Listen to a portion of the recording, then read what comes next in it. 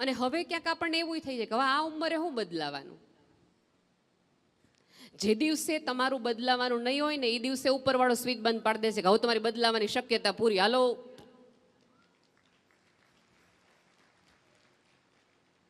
જ્યાં સુધી એને તમારામાં શ્રદ્ધા છે ને કે હજી આ માણસ બદલાઈ શકે એમ છે, ત્યાં સુધી જ બધું ચાલુ રાખશે.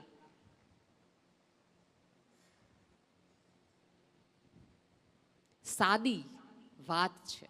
અને બીજું એક અહીંયા બેઠેલા દરેક વૃદ્ધોને મારે બે હાથ જોડીને એક વસ્તુ કહેવી છે કે આ પેઢી છે ને એ ટિકટોકની છે. એટલે તમારે ટકટકથી તો એ સાંભળશે જ નહીં અને બદલાશે નહીં. આપણે ત્યાં એક બહુ મોટી ગેરસમજણ ખબર કઈ છે, એક થઈ છે, ખબર છે કઈ છે? બધા એવું કે સત્ય હંમેશા કડવું હોય, સત્ય હંમેશા કડવું હોય. સાચી વાત છે. મને તમે અત્યારે એમ કહો નેહલબેન તમે બહુ વહેરા લાગો તો મને થોડુંક દુઃખ થાય. સત્ય છે, કડવું છે.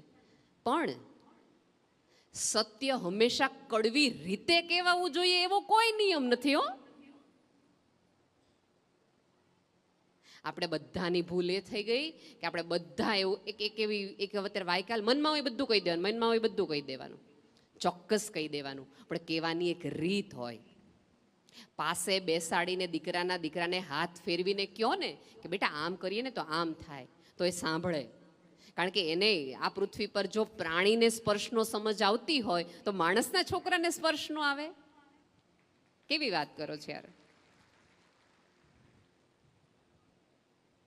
અને એક વસ્તુ યાદ રાખજો, બુદ્ધિ છે ને એ આપણને ક્યારેક રોકે છે અમુક વસ્તુ કરવા માટે. આપણો અહમ આપણને મોટો કરે છે. મેં કીધું એમ કે અમારા છોકરાઓ તો મંદબુદ્ધિના છે. એમને ક્યારેય કોઈને પ્રેમ કરતા ન શીખવાડવું પડે. સૌજીભાઈ 62 વર્ષે તમને હક કરતા શીખવાડવું પડે. બોલો એ કેવું કહેવાય? હું મજામાં ને હું મૂડમાં ન હોઉં તો મારા ક્લાસના છોકરાઓ આવીને મને ભેટી પડે, કારણ કે એને બોલતા આવડતું નથી, કાંઈ નથી, પણ આંખથી એને ખબર પડી કે આ બેન મજામાં નથી. કોકને વાલ કરીએ ને તો કોક માણસ મજામાં આવી જાય. હવે ઘરે જઈને બીજું કઈ ન કર્યું તો એકબીજાને વાલ કરવાનો તો રાખજો યાર. અને તમને આ વાલ ક્યારે યાદ આવશે ખબર છે? જ્યારે તમારામાંથી એકાદ પાત્ર ઓછું હશે ત્યારે. તમે જે પથારીમાં છો એ પથારીના નસકોરા અત્યારે તમને નહીં મજા આવતા હોય, એમ થાય છે કે આમના નસકોરાની સાહેબ હુંય ન થકાતું. પણ જે રાત્રે એ નસકોરા નહીં હોય ને ત્યારે આખું રૂમ તમને ભણકારા વાળવો લાગશે. એ 200 સ્ક્વેર ફીટનો રૂમ તમને કે દિવસે 2000 સ્ક્વેર ફીટનો લાગવા મળશે ને ખબર નહીં પડે. તમને તાવ આવે, તમને તકલીફ થાય, મૂંઝવણ થાય તો આજુબાજુવાળા તમને ગમે એટલા તમને તમારી આજુબાજુ સોનું મૂકી દે, પૈસા મૂકી દે, તમારી એફડીઓ મૂકી દે, તમારા લોકરની ચાવી મૂકી દે તો તમે હાજા ન થાવ. પણ એકાદ માણસ માથે હાથ ફેરવીને એમ કે ચા પીવી છે તો તમને કહેવાની ઈચ્છા થાય કે ના ના તું બેસ ખાલી થોડી વાર. સાહેબ, જે દિવસે માથે હાથ ફેરવવાવાળી વ્યક્તિ નહીં હોય ને ત્યારે તમને કદાચ અત્યારે બની શકે કે તમને એકબીજા માટે થોડો કકળાટ હોય, ફરિયાદ હોય. આ 10 દિવસ આટલા દિવસ છો ને, પહેલી વખત જીવનમાં તમને એકાંત મળ્યું છે. કારણ કે અમારી પેઢી તો હનીમૂન વાળી પેઢી હતી. તમને તો એ સદભાગ્ય એ પ્રાપ્ત નથી થયું કે તમે એકબીજાની નિકટ આવી શક્યા હો, એકબીજાને કહી શક્યા હોય કે મને આ ગમે, મને આ ન ગમે, મને આ ફાવે, આ મને ન ફાવે. હું માનું જ છું બારગામ રોટલો ખાવા જવાની વિધિ એટલા માટે જ આપણા પૂર્વજોએ કરી છે કે ઈ બાને આ બે એકલા રહી શકતા હોય. તો તમને એ નથી મળ્યો. તમને જીવને અત્યારે ફરીવાર નવી ઇનિંગમાં હનીમૂન કરવાની ચાન્સ આપ્યો છે, તો એને જીવી લ્યો.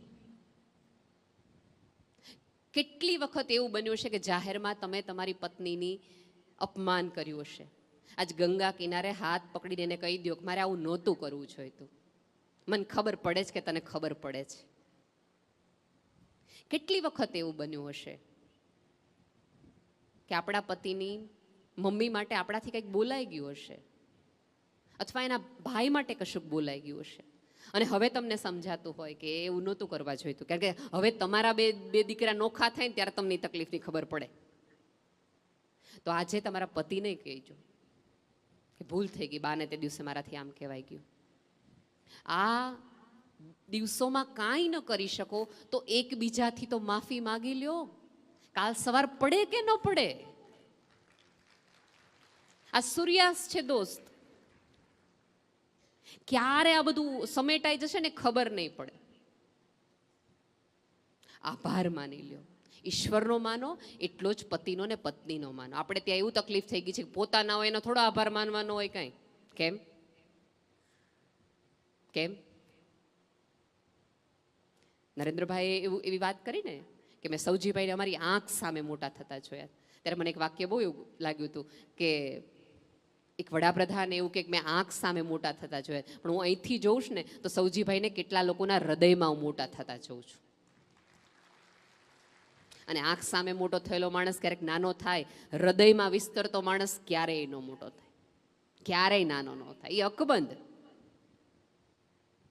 ચોકમાં પ્રતિમાઓ મુકાવો ને તો એના ઉપર કબૂતરો બેસે, અહીંયા બળાવેલી પ્રતિમા તો અખંડ રહી, સવાલ જ નથી. એમણે એવું કીધું ને કે આ પૃથ્વી ઉપરથી તમે જાઓ તો તમારા કર્મો તમારી સાથે આવે, તમારો આત્મા તમારી સામે આવે. તો આત્મામાં સુંદર વસ્તુઓ રાખો, સુંદર સ્મૃતિઓ રાખો, વિચારો રાખો, વાતો રાખો. અને હવે તો તમે માની જ લેજો કે આપણી રિટર્ન ટિકિટ નજીક જ છે, વેઇટિંગ લિસ્ટમાં આપણે બધા છીએ, અહીંયા બેઠા છે. ક્યારે વારો આવે એની જ રાહ જોવાની છે.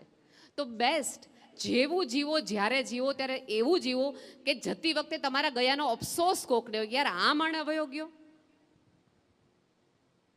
અમુક માણસો તો એવા હોય ને કે આપણને એવું ન પૂછવું હોય એને કે કેમ છો, આપણને એમ થાય હું કામ છો હજી. જેને સમજાણું એને હસી લીધું છે. ઘણા બધા લોકો એવા હોય, તમારી સામે મળે તો તમને એમ થાય કે એ તમારી સામે એવી રીતે જુએ કે એઝ ઇફ આપણે હમણાં એને એમ કહેશું કે અમારી લોન ભરી દો. કોઈ પાસે ઉછીના માગવા ન થાય. સાહેબ આપણે હસવાનું ભૂલી ગયા છીએ. આખી માનવ સભ્યતા, કેટલા બધા પ્રાણીઓ છે સાહેબ, હસવાનું ઉપરવાળાએ માત્ર માણસને આપ્યું છે. અને માણસ એક જ એડિયા પીધેલ મોઢાની જેમ ફરતો હોય છે. કોઈક માણસ તમને સામો મળે ને તમે સ્માઇલ કરો ને એરપોર્ટ પર, ટ્રેન પર, તો નરેશભાઈ આપણને પૂછે કે આપણે પહેલા ઓળખીએ છીએ એકબીજાને. એટલે એનો સાદો અર્થ એવો કરે ઓળખતા હોય તો જ હસાય, બાકી હસવાનું નહીં. ત્યારે હું એમ જ કહું, માણસની સામે હસે નહીં તો શું કહે, શું કરવાનું હોય? બે પ્રાણીઓ ભેગા થાય તે વળકે ચડે, બે કૂતરા ભેગા થાય કઈ હસવાનું ન હોય, હે ને? બે માણસ એકબીજાની સામે સ્માઇલ કરે. સાહેબ ખુલીને હસવાનું તો શીખો. હવે થોડાક જ વર્ષો છે અને આપણા ફોટાઓ આપણા ઘરનાઓ આપણા ગયા પછી રાખે કે ન રાખે, આપણા ગયા પછી આપણું તર્પણ કરે કે ન કરે, આપણે જ બધું કરીને જવાનું. આપણે જ એમના હૃદયમાં એવી છબી કરાવીને જવાની કે એ હૃદયમાંથી એ છબી નોખતા એને જ બહુ વાર લાગવી જોઈએ. અને એ છે તમારા વ્યવહાર થકી. સાહેબ વૃદ્ધત્વ એટલે તો આશીર્વાદનો ખજાનો. તમે જો તુલસીભાઈ હાથ જોડી અને માથું નમાવીને તમારી પાસે ભિક્ષા માંગતા એમ આશીર્વાદ માંગ્યા છે. એનો અર્થ એ છે કે આ પૃથ્વી પરની સૌથી મૂલ્યવાન વસ્તુ એ છે કે તમે પાસે ગમે એટલું હોય પણ તોય તમારી પાસે ન હોય, કોકના દિલથી નીકળે તો તમને મળે. અને આપણી તો સાદી દલીલ છે, કોકની આતરડી ઠારી હશે તો તમારું ઠારવા વાળો ક્યાંય તમને જગમગો રાખશે. સીધી. અને મેં કીધું એમ, અહીંયા બેઠેલા કોઈ વ્યક્તિઓ એટલા ગરીબ તો હોય જ નહીં કે તમે કોઈને સ્મિત પણ ન આપી શકો, કાંઈ ન કરી શકો તો કોકને રડવામાં મદદ તો કરો કે કોઈ માણસ હળવો થાય.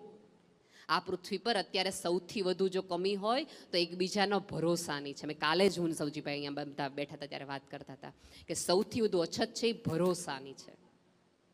આપણે કોઈ ઉપર ભરોસો મૂકી શકીએ એવો માણસ નથી, એવું બધા કહે. ત્યારે મને એવું જ થાય કે હું કોઈકનો એવો ભરોસો ન બની શકું કે કોઈક માણસ મારા ઉપર તો ભરોસો કરી શકે. 100 માણસો ખરાબ છે પણ એમાંથી 99 હું છું, હું નથી ખરાબ. એટલું તો આપણે જીવી શકીએ, એટલું તો આપણે કરી શકીએ કે નહીં? પણ આપણે ક્યાંક એ પણ કરવામાં ચૂકી જતા હોઈએ છીએ. સવારે જાઓ તો 100% તમને બંનેને સાથે બેસાડવાનું કારણ એ છે કે તમે ભૂલી ન જાઓ કે હવે તમારી પાસે સાથના બહુ એટલા બધા સમય નથી.